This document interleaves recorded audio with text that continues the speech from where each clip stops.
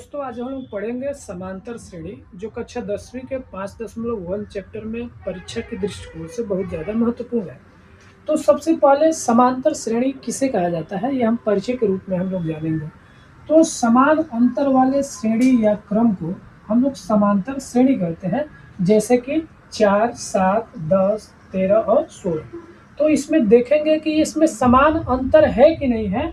तो सबसे पहले तो समझिए कि अंतर निकालने से पहले सभी को कहते किसे, जैसे ए अगर 1 की बात करें तो हम लोग बोलते हैं प्रथम पद। क्या बोलते हैं? प्रथम पद। अगर A2 की बात करें तो हम लोग बोलेंगे द्वितीय पद। यानी कि समांतर श्रेणी में जो पहले नंबर पर दिया होता है उसे हम लोग बोलते हैं प्रथम पद।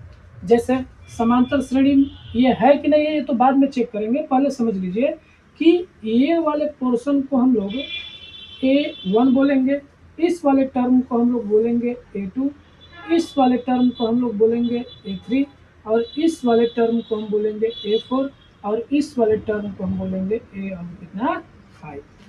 तो प्रथम पद, द्वितीय पद जो भी, यानी कि इन क्रम में अगर AP है तो कौन किस नंबर पे आ रहा है उसी A और 1, A2, A3 या A5।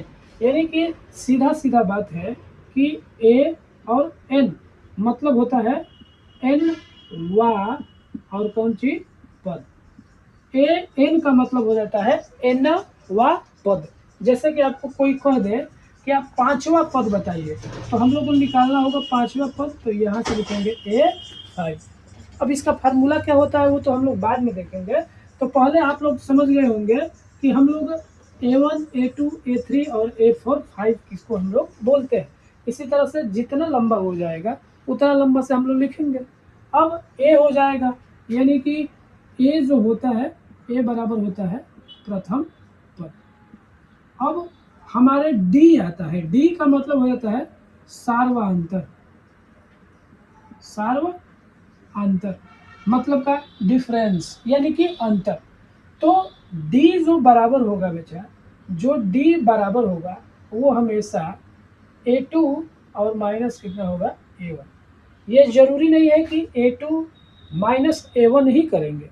अगर आप कोष्टक में D का पूरा विश्लेषण जानना चाहते हैं तो D बराबर हो जाएगा कोई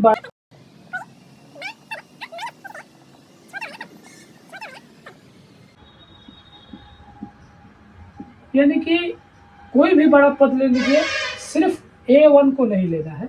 जहां पे A1 को नहीं लेना है,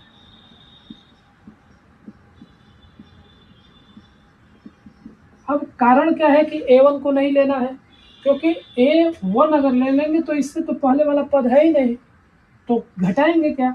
इसीलिए आप कोई भी पद ले लीजिए, D बराबर कोई भी पद लीजिए, अगर A3 लेंगे उससे पहले पड़ता है A2 तो A2 हो जाएगा।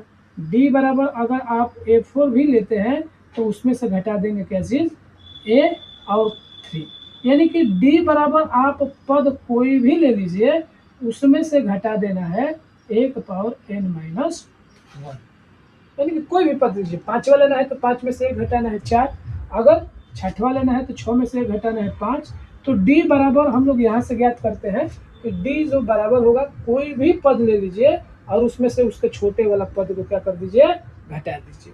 जैसे कि ये D AN nवां पद, या आप A3 लीजिए, A4 लीजिए, A5 लीजिए, कुछ भी लीजिए, लेकिन उससे उसके पहले वाले पद को क्या कर दीजिए, घटा दीजिए। जैसे कि अब हम लोग मान लीजिए कि इसमें से डिफरेंट निकालना है, तो हम लोग क्या करेंगे, इसी पे हम लोग देखेंगे।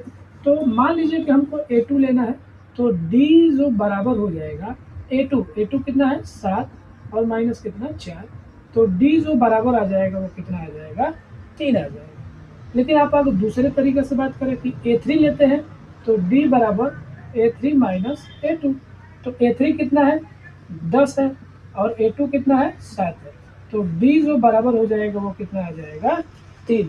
अगर इसी तरह से आगे भी अगर आप करते रहें कि हम D बराबर A4 लेंगे, A4 तो उससे पहले वाला पद A3 घटाना होगा, D बराबर A4 कितना है 13 और में से घटाना है कितना 10, यानी कि D बराबर जो होगा कितना आ जाएगा। अब हम लोग देख रहे हैं कि सभी में 3 3 3 यानी कि अंतर जो आ रहा है वो 3 ही आ रहा है। यानी कि कह सकते हैं कि ये एपी है। यानी कि अगर समान अंतर वाला रहता है तो उसको हम लोग लिखते हैं ए और पी, यानी कि अर्थमेटिक प्रोग्रेशन, या समझ में आ गया ना, या अर्थमेटिकल प्रोग्रेशन, उसको हम लोग डिनोट करते हैं एपी से। तो ये हम लोग लिख सकते हैं कि जो एपी है वो बराबर है 4 7 10 13 और 16, ये एपी है। अगर इसी में कोई पद पूछेगा तो हम लोग एनवा पद उसको क्या करेंगे, ज्ञात कर लेंगे। जैसे उदाहरण के तौर पर